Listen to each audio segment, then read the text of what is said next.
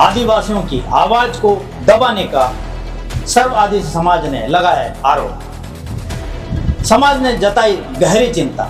छत्तीसगढ़ की खबरों में आइए नजर डालते हैं बीजापुर जिले की कुछ खास खबर पर। नमस्कार, बहुत स्वागत है आपका। खबर लेकर हाजिर हूं मैं घनश्याम। आज 19 जून 2025 को बस्तर संभाग के 7 जिलों में एक साथ आयोजित प्रेस वार्ता में सर्व आदिवासी समाज ने आदिवासी हितों को कुचलने और ज्वलंत मुद्दों पर प्रशासनिक चुप्पी को खतरनाक बताया।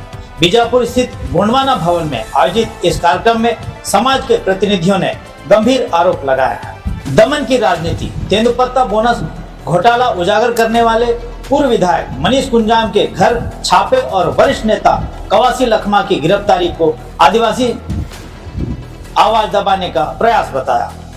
लखमा द्वारा कैदी रिहाई, स्कूल पुनर्खोलने और जल जंगल जमीन के मुद्दे उठाने का उल्लेख किया है। शिक्षा पर गहरा संकट। उन्होंने कहा कि शिक्षकों की युक्तियुक्तकरण नीति के कारण विषयवार अध्यापकों की कमी से शैक्षणिक गुणवत्ता प्रभावित हो रही है। उन्होंने मांग की कि बस्तर जैसे पिछड़े क्षेत्रों में कक्षा एवं विषय आधारित शिक्षक की नियुक्ति की जाए और पेशा कानून और वन अधिकार अधिनियम का बस्तर में ठीक से क्रियान्वयन हो। नगरनार और बैलाडीला खदानों में निजीकरण के संसाधनों का अति दोहन, 70 साल का लोहा 10 साल में निकाला जा रहा है। सुरक्षा एवं अतिक्रमण को लेकर कहा, आश्रम शालाओं में आदिवासी युवतियों या आदिवासी छात्राओं के साथ बलात्कार और उत्पीड़न की घटनाएं सामने आती रहती है। जल जंगल जमीन का अवैध अधिग्रहण और राजस्व विभाग की मिलीभगत से भूमाफियों द्वारा कब्जा किया जा रहा है। बांग्लादेशी घुसपैठियों द्वारा संसाधनों पर अवैध कब्जा और उन्हें वापस भेजने की मांग भी की गई है। समाज ने मांग की है कि भूमाफिया नियंत्रण हेतु विशेष अध्ययन बनाए, सभी मुद्दों पर शासन प्रशासन से तत्काल संवाद हो। इस आयोजन में समाज के जिला अध्यक्ष जग्गूराम तेलामी, विनीता बघेल, श्रवण सेंड्रा सहित अन्य प्रमुख समाज के लोग मौजूद रहे। Bureau report Bijapur.